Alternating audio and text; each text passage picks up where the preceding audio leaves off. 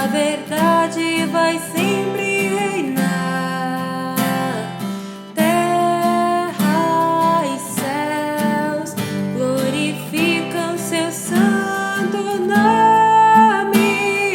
Ele é exaltado, o Rei exaltado no céu.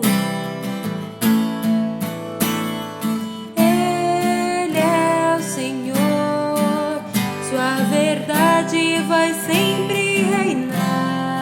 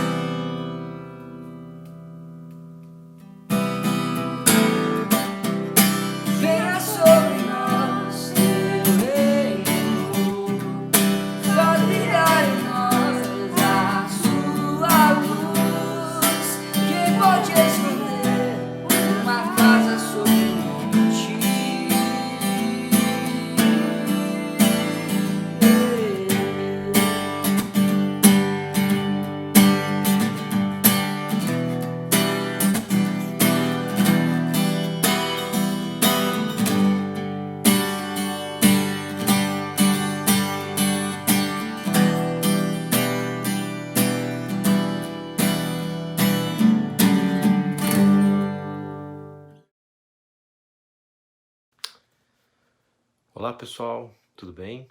Espero que você esteja bem, bem de saúde, bem fisicamente, bem emocionalmente, espiritualmente.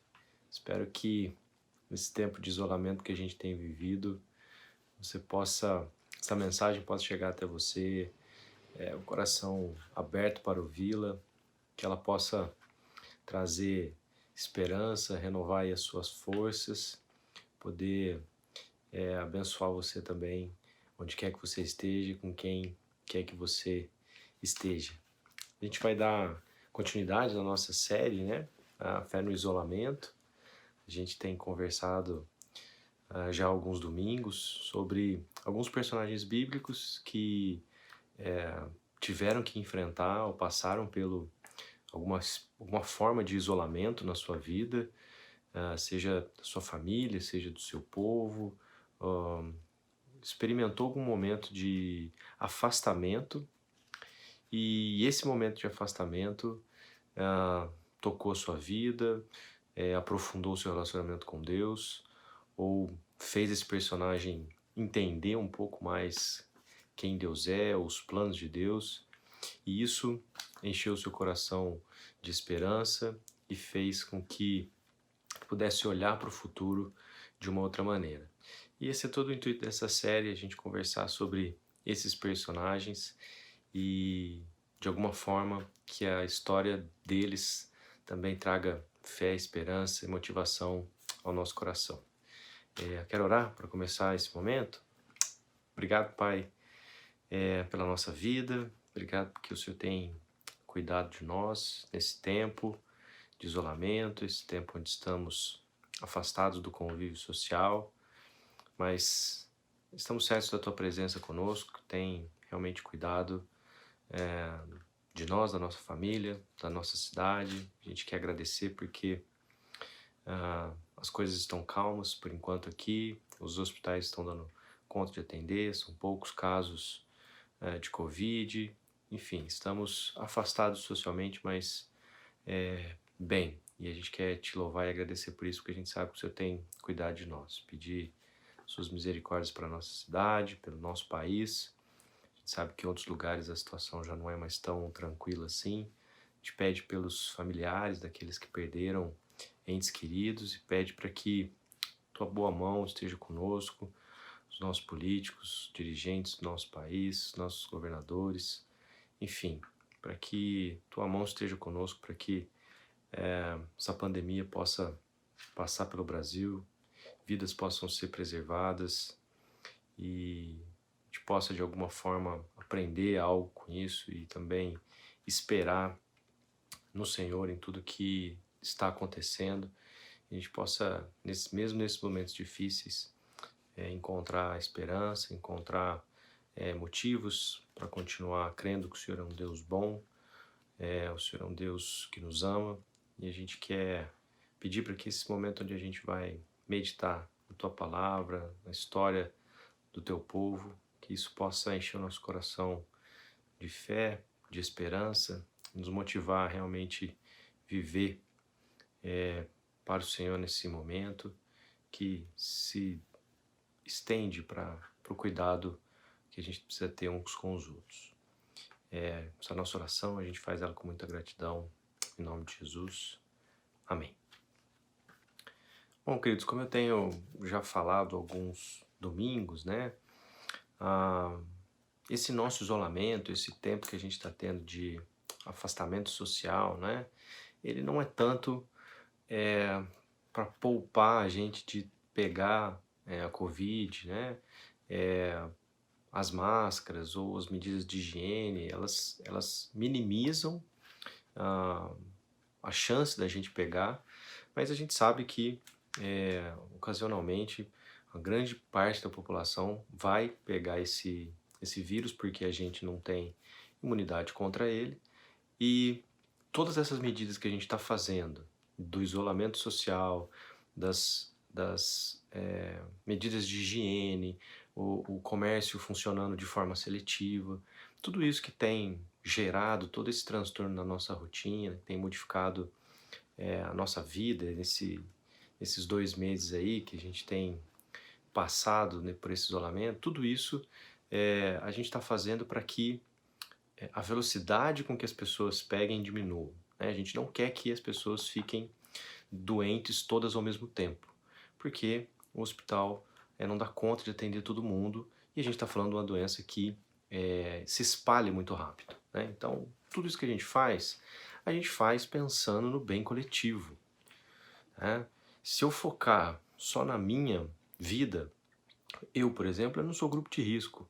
Então, se eu pegar o Covid, eu não corro tanto problema assim. Mas por que que eu me isolo?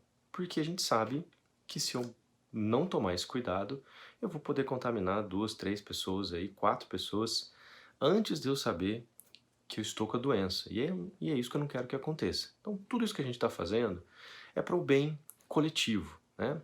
Não sei você, mas essa semana eu recebi um vídeo, por exemplo, de um rapaz numa farmácia se recusando a vestir a máscara, né? O pessoal que estava na farmácia estava todo mundo incomodado, pedindo para ele colocar a máscara, né? Falando, pô, você está colocando todo mundo aqui em risco, né? E ele estava filmando o vídeo porque o cara estava sendo até meio um pouco agressivo com ele, né? Querendo realmente pôr a máscara no rosto dele. Mas ele, assim, de uma forma muito egoísta, pegava a máscara, punha a máscara na cabeça, assim, né? Por cima da cabeça. E falava assim, não, o decreto não fala onde que eu tenho que usar a máscara, né? Então, assim, uma atitude claramente egoísta, né? Claramente pensando apenas nele. E o pessoal pedindo, né?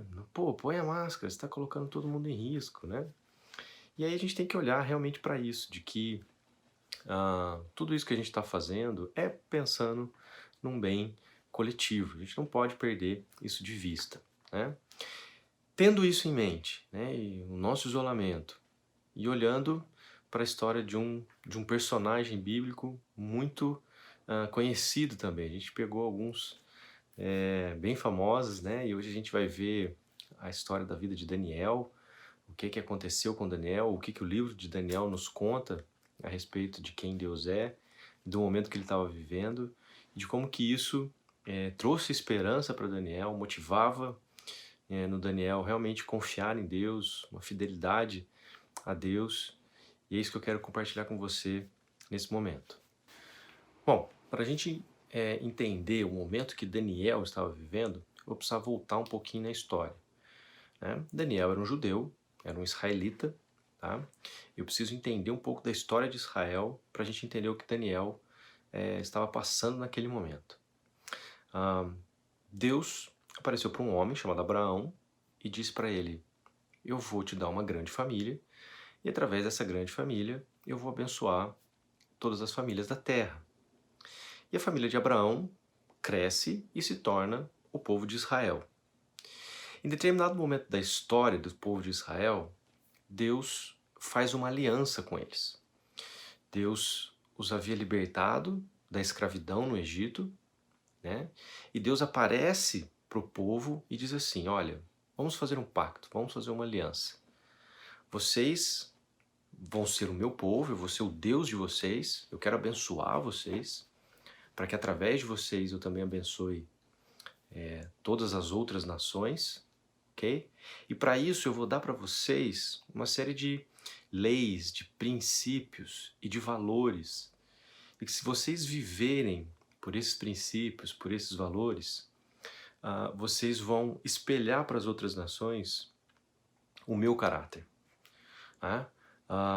Eu vou ser o Deus que habita no meio de vocês e a maneira como vocês vão viver a vida de vocês, no relacionamento interpessoal uns com os outros, em sociedade, no cuidado com os mais vulneráveis.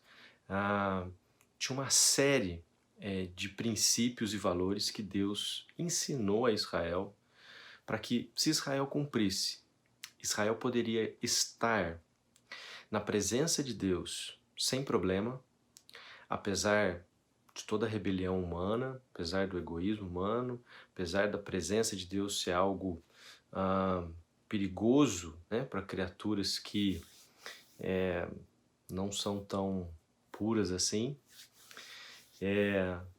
Mas Deus ensinou a Israel como Israel deveria viver para que a presença dele no meio do povo pudesse ser uma luz para as nações, né? Se Israel vivesse, cumprisse os termos da aliança, eles abririam caminho para que as outras nações viessem se relacionar com Deus.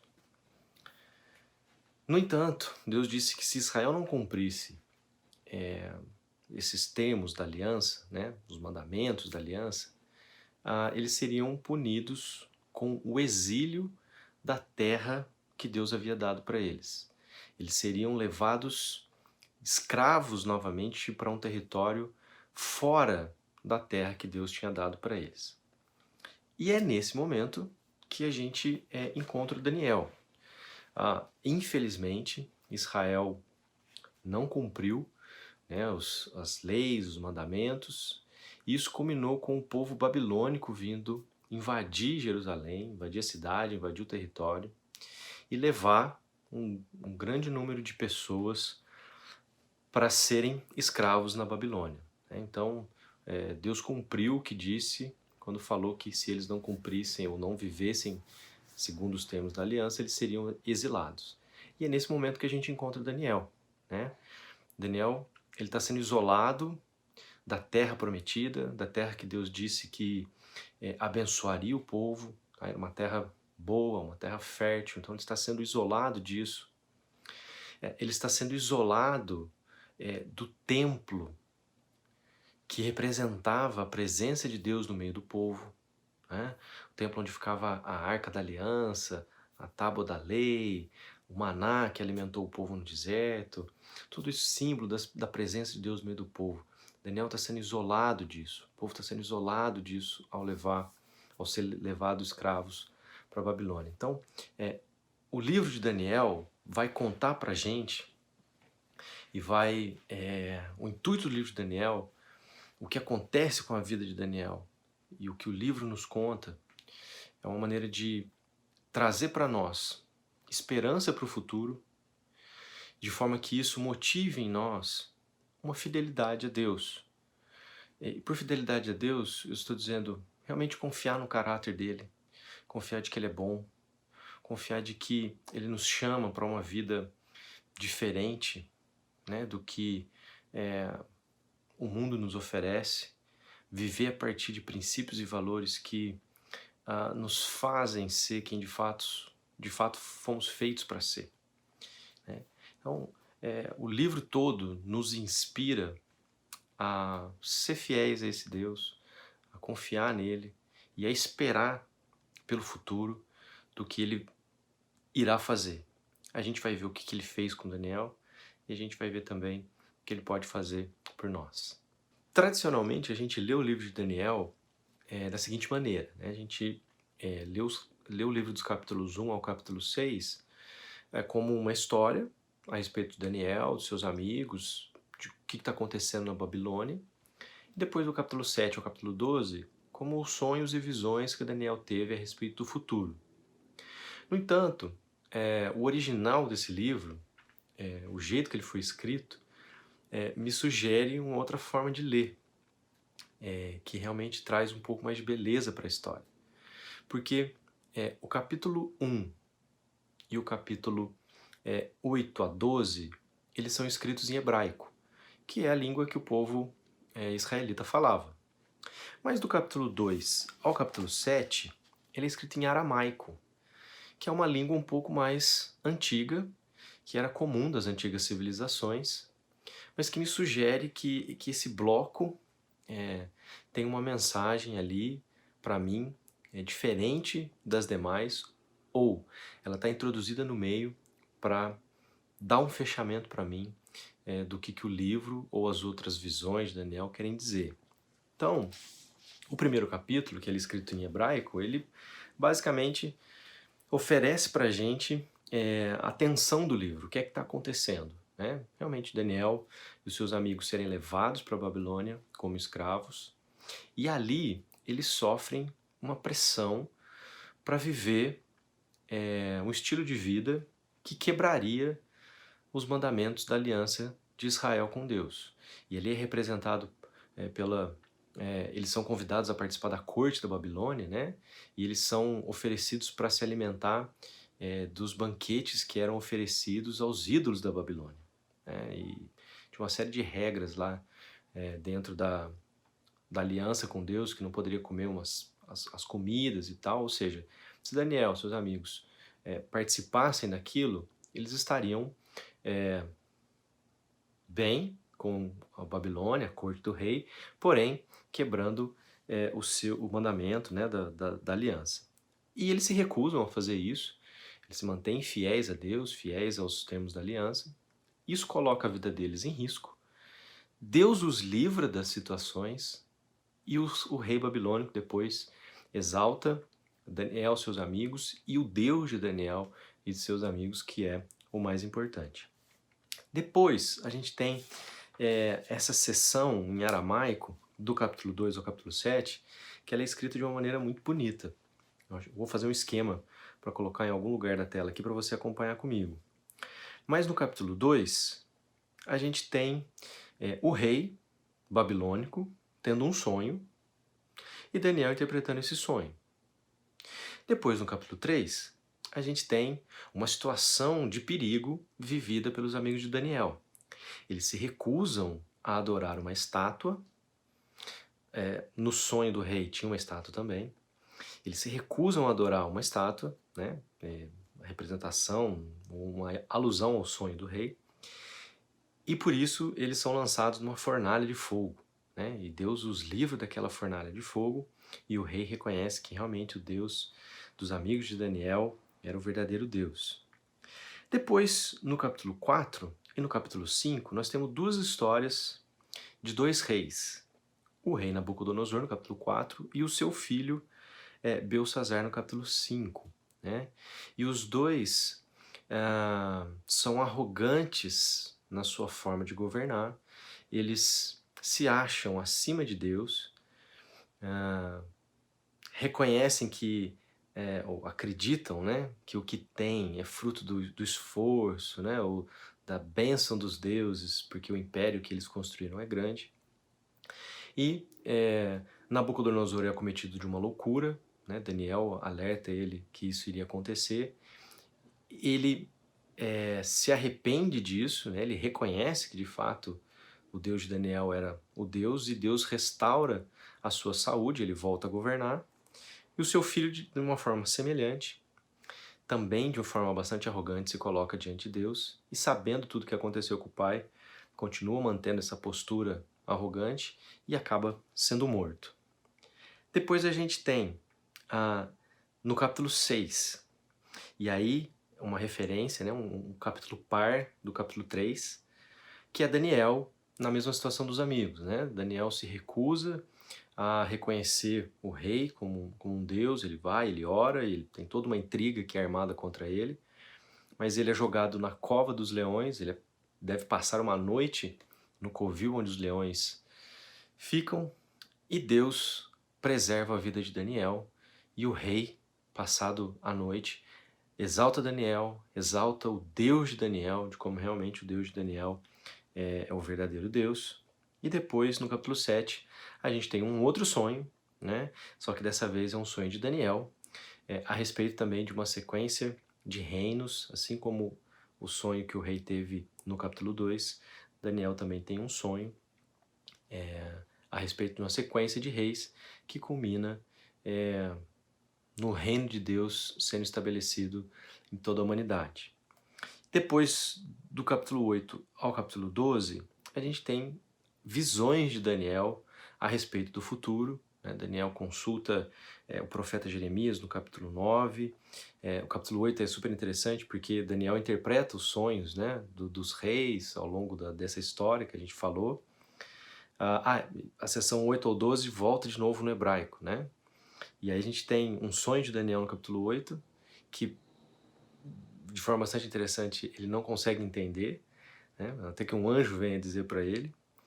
Do 9 ele está de novo lá estudando o profeta Jeremias, e aí do 10 ao 12 a gente tem uma sequência de reinos que se colocam acima de Deus, e Deus depois, nessas visões, prevalece sobre esses reinos e estabelece o seu reino para sempre. Tá? Então, toda essa estrutura me leva a olhar essa história da seguinte maneira.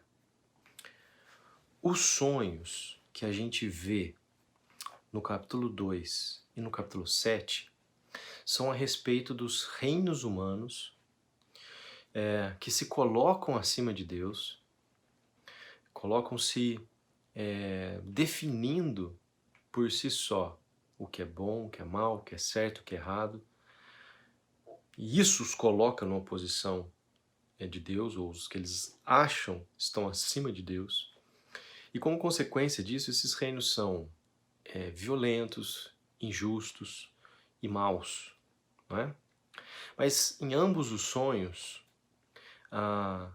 no final desses reinos humanos, Deus traz o seu reino. Deus traz na figura de um rei messiânico, um rei que viria à terra. Ele traz o seu reino, e o seu reino é um reino de paz, é um reino de justiça, é um reino de tranquilidade, é uma promessa para os israelitas e para Daniel, que estão no isolamento, que estão isolados, de que a nação deles seria restabelecida novamente. Depois a gente vai ver como que essa mensagem chega para nós hoje. Mas dentro da estrutura do livro, esses dois sonhos representam uma sequência de reinos humanos e no final Deus traz o seu reino sobre os reinos humanos. No meio, depois, né, a moldura ali, a gente tem no capítulo 3 e no capítulo 6 a história dos amigos de Daniel e de Daniel que se recusam a aceitar imposições, né, do reino que quebrariam o relacionamento deles com Deus, que quebrariam os termos da aliança, né? Os amigos de Daniel estão diante de uma estátua, se recusam a adorar a estátua, são jogados na fornalha, né? Daniel deveria reconhecer o rei como Deus, no entanto ele vai lá e ora a Deus, né, de maneira pública, os assistentes do rei vão lá, denunciam Daniel e ele é jogado na cova dos leões. Então eles se mantêm fiéis, né, mesmo diante das imposições desses reinos, né, ou do reino da Babilônia. O reino da Babilônia estava representado no sonho, então ele é parte desses reinos. Ele é um reino que está oprimindo Israel, oprimindo Daniel e os seus amigos. Mas eles escolhem se manter fiéis, confiar em Deus. E Deus os livra. Livra os amigos de Daniel da fornalha, livra Daniel da cova dos leões.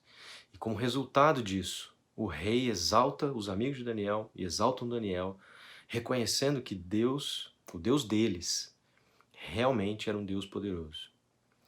E no centro de tudo isso, nós temos representado aí a loucura do rei Nabucodonosor e a arrogância do seu filho, numa tentativa de nos mostrar, nos fazer enxergar de como que a humanidade, ou esses reinos, né, quando se colocam acima de Deus, não querem esse relacionamento com Deus, se tornam maus, se desumanizando, né? E aí essa figura é usada para Nabucodonosor, que acaba virando uma fera no campo, né? Na loucura dele, ele pasta com os animais, ele dorme ao relento, no sereno, ele fica louco, até que Deus o restaura novamente, mostrando o quê? Que realmente esses reinos, né, que insistem em se colocar acima de Deus, eles estão perdendo a sua humanidade, né? E que Deus trabalha para restaurar isso. Tanto é que restaurou a Nabucodonosor. O seu filho, mesmo sabendo disso, se mantém arrogante, se mantém duro, e então ele é morto, né? Ele não tem... ele sonha, Daniel vem, conta para ele o sonho e ele morre, né? Ele não é restaurado, ele perde o seu reinado, né? E tudo isso depois vai, essa estrutura, né, nos joga lá para olhar para frente as visões de Daniel, de novo a respeito dos reinos, da restauração de Israel, e ele vê a sequência de reinos humanos acontecendo, reinos ímpios, reinos maus, reinos injustos, e no final Deus enviando o seu rei messiânico, e esse rei messiânico vai restaurar Israel, Israel de novo vai ser uma nação, as outras nações procurarão Israel para conhecer da sua lei, conhecer dos seus princípios, para buscar o Deus de Israel, porque vão reconhecer que o reino desse Deus sobre a terra é um reino de paz, é um reino de justiça, é um reino tranquilo, né? Tudo isso, a gente olha para essas histórias e isso traz para a gente, traz para Daniel, traz para os israelitas a esperança de que, apesar de estar no isolamento, apesar de estar no exílio, longe da terra prometida, Deus restauraria a nação de Israel. Vale a pena correr riscos, se manter fiel ao Deus de Israel, ao pacto, à aliança, porque Deus irá restaurar a nação de Israel, e isso traz esperança para Daniel, traz esperança para os israelitas, que estão o quê? Aguardando o cumprimento dessas promessas, aonde Deus de novo vai levar eles para a terra prometida, vai restaurar o seu reino e instaurar o seu governo através do seu reino messiânico, onde tudo vai ser bom. Isso é o que está acontecendo com Daniel quando a gente vê o isolamento dele. Como é que isso tem, o que isso tem a ver com a gente hoje? Essas visões, queridos, da sequência de reinos, e no final o reino de Deus vindo sobre a terra, restaurando Israel, as visões de Daniel, os sonhos, as visões, Daniel sonha com um bode, com um carneiro, um monte de chifre, os chifres, tudo isso é uma maneira que os profetas tinham de escrever uma mensagem que não era só para a época deles. Essas visões cósmicas de animais, e essas lutas, que a gente tem muita dificuldade de ler e entender quando a gente está lendo a Bíblia, é porque era uma maneira que os profetas tinham de escrever uma mensagem que não era só para a época deles. Sim, Deus queria fortalecer o povo de Israel no exílio.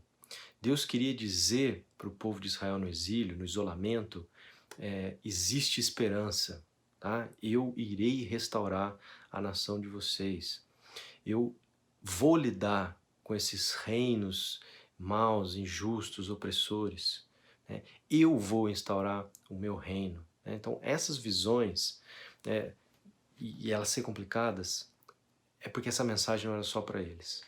Porque muitas delas já se cumpriram, não é? Daniel, no seu sonho, né, ele vê a figura do Filho do Homem sendo exaltado acima de todos os homens.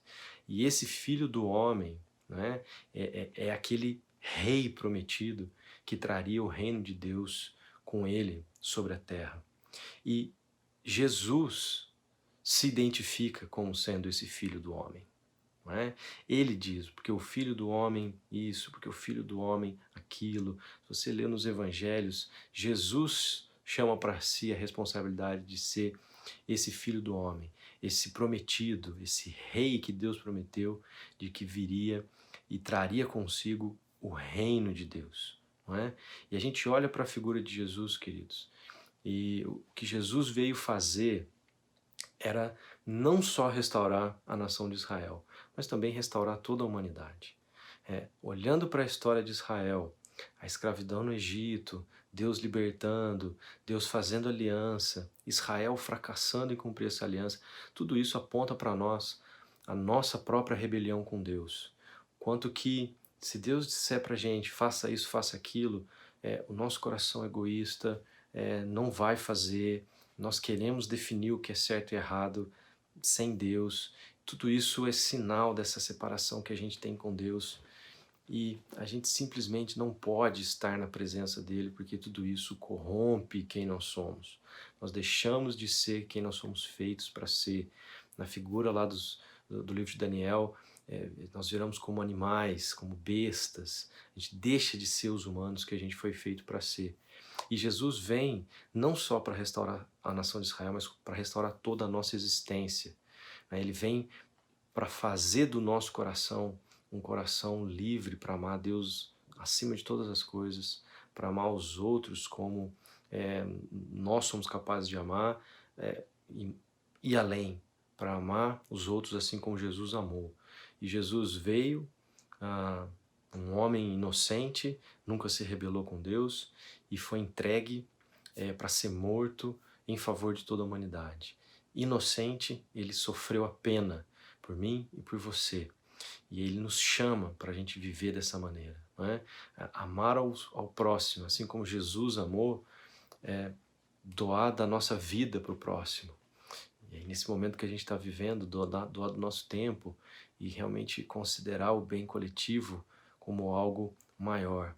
Então, quando a gente fala reino de Deus, a gente crê que Jesus trouxe o reino de Deus sobre a terra. O reino de Deus já está na terra hoje. Deus está governando todas as coisas através de Jesus e através daqueles a quem Ele chamou para desistir desse estilo de vida que se coloca acima de Deus, que define o que é certo e errado sem Deus, que quer viver sem Deus. Mas as pessoas que, pelo que Jesus fez naquela cruz, que confiam nesse sacrifício para se relacionar com Deus, para confiar nele, para confiar no seu caráter, essas pessoas são o sinal vivo da presença do reino de Deus hoje no mundo. Ele ainda não é pleno, né? A gente ainda vê sinais da rebelião humana, por isso que a gente está vendo uma pandemia, por exemplo. Mas nós temos a promessa, assim como Israel tinha a promessa de ser restaurado do exílio, nós temos a promessa de que isso vai ser restaurado, de que todo mundo vai ser restaurado. O mal no mundo vai ser eliminado. O reino de Deus vai por completo extirpar todo o mal que existe, e aí a gente não vai mais ter pandemia, não vai mais ter isolamento, não vai mais ter violência, não vai mais ter pobreza, não vai mais ter nada disso. Assim como a gente tem essa promessa, Israel também tinha. E Israel estava sendo convidado a permanecer fiel a esse Deus, confiando nesse Deus, até que a restauração, que eles entendiam ser a restauração da nação deles, acontecesse. Mas Deus estava apontando para algo muito maior que Ele ia fazer, que era a restauração de todas as coisas. Nós também estamos numa situação parecida. A gente crê que o reino de Deus já está aqui, mas ele ainda não é pleno. Então nós vivemos alimentados por essa esperança, né, da plenitude do reino de Deus, que vai ser um reino de paz, de justiça, sem pandemia, sem crise política, sem nada dessas coisas. Até lá, o que a gente faz? Assim como Daniel e seus amigos, a gente é incentivado a se manter fiel a esse Deus, confiando no caráter desse Deus, confiando de que Ele realmente enviou Jesus ao mundo para morrer por nós, pelos nossos pecados, para nos restaurar como seres humanos, né? O próprio poder de Deus, o Espírito de Deus vem habitar naqueles que desistem de governar a própria vida, de governar a própria existência, de se colocar acima de Deus, de querer definir o que é certo e o que é errado. Então, esse poder vem habitar a pessoa para que ela não mais viva dessa forma, para que ela seja o ser humano que ela foi criado para ser, amando a Deus em primeiro lugar e amando aos outros da mesma forma que Jesus amou. O que isso se desdobra para a gente? Porque assim como Daniel, seus amigos, mantiveram-se fiéis a Deus, e isso trouxe exaltação ao Deus deles, e Daniel confiava na restauração que Deus tinha prometido. Espero que você também possa e consiga se manter fiel, confiando nesse Deus e no que Ele nos diz para amar o próximo, nos manter isolados por enquanto, pensando no bem coletivo, porque de alguma maneira é isso que vai trazer ou apontar ou exaltar realmente nosso Deus como um Deus sábio, justo e bom, né? E de que a esperança dessa restauração de todas as coisas enche o seu coração aí de paz, te motive realmente a continuar confiando nesse Deus, assim como Daniel e seus amigos. Que Ele te abençoe, querido. Amém? Pai, quero te agradecer porque hoje nós recebemos essa mensagem, dessa promessa de que o Senhor vai restaurar todas as coisas de forma plena, não é? Daniel, seus amigos, seu povo recebeu essa mensagem na época deles, entendendo que o Senhor iria restaurar a nação deles. Mas a gente sabe hoje que essa restauração era muito maior do que apenas um território, do que apenas uma nação, mas era a restauração que o Senhor vai fazer no nosso coração, na nossa vida, em toda a nossa existência. Eles viviam esperando essa restauração, e hoje nós também vivemos esperando essa restauração completa.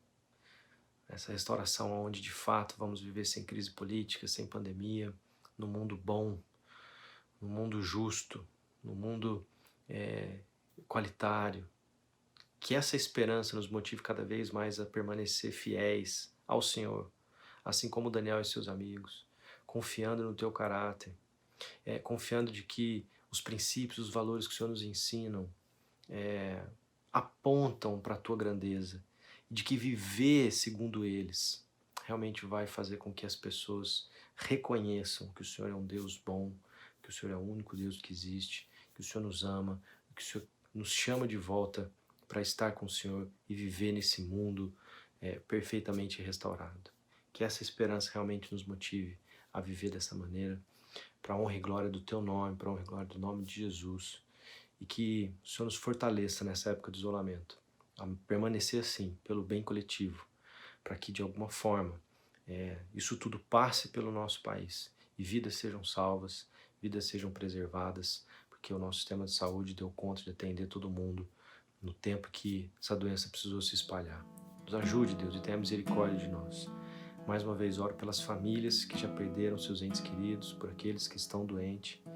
Clamo para que a tua boa mão esteja sobre nós e que as nossas esperanças sejam renovadas e restauradas nessa noite e que assim nós possamos realmente continuar vivendo para a honra e glória do teu nome.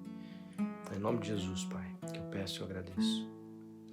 E que o amor desse Deus, Pai, glorioso, grandioso, a graça do Filho Jesus, que veio ao mundo dar a vida por nós, e a presença deles através do Espírito Santo estejam com todos vocês, renovando as suas esperanças, fortalecendo a sua confiança e fidelidade. Vocês e toda a igreja de Jesus espalhada pela face da terra, hoje, para todos sempre. Amém e amém. Queridos, uma boa semana. Deus te abençoe.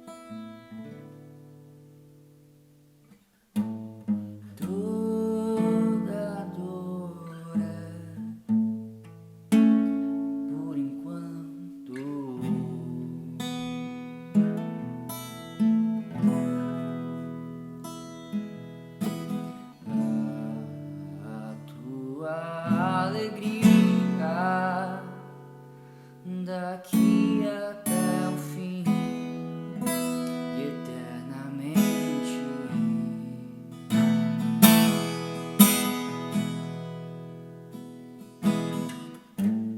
Toda dor por enquanto.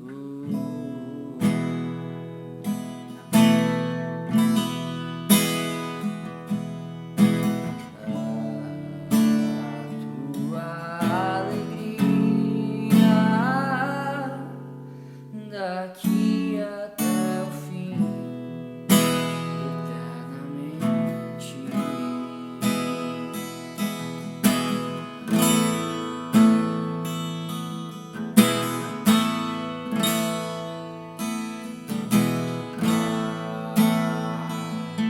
A alegria virá meu rosto sem lágrimas.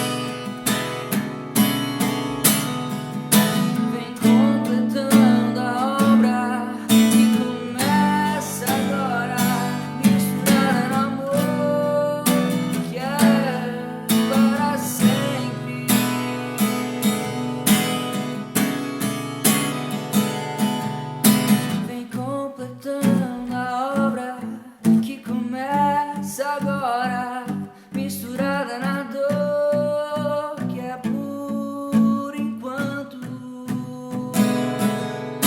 Vem completando a obra que começa agora, misturada no amor que é para sempre.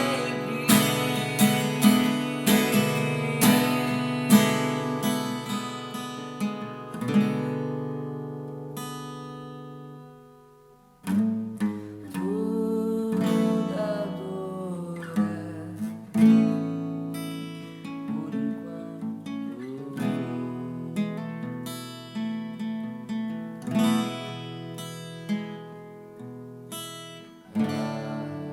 a tua alegria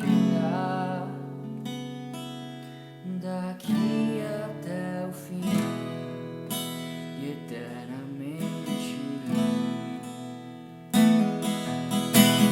Toda dor é por enquanto.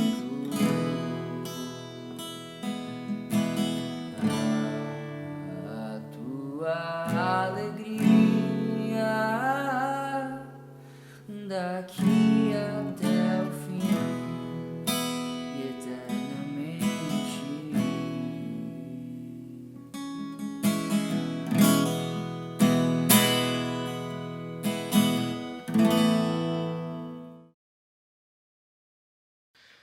Na nossa comunidade, depois do nosso culto, a gente tem um momentinho de biscoito com café, né? E eu digo pra gente aproveitar esse momento para dar 5 abraços em quem a gente não deu. Mas como a gente está em isolamento, eu quero te incentivar, como o Thales tem feito, a pegar o seu telefone e ligar para 5 pessoas que você faz tempo que não fala, para perguntar como é que elas estão, saber como vai indo, oferecer um abraço, dizer para ela que tem uma mensagem bacana para ela ver no canal da nossa igreja, que você siga aí nossa página no Instagram, no Facebook, de alguma forma as mídias virtuais aí possam nos aproximar e nos abençoar nesse tempo que a gente tem. Deus te abençoe, querido. Uma boa semana.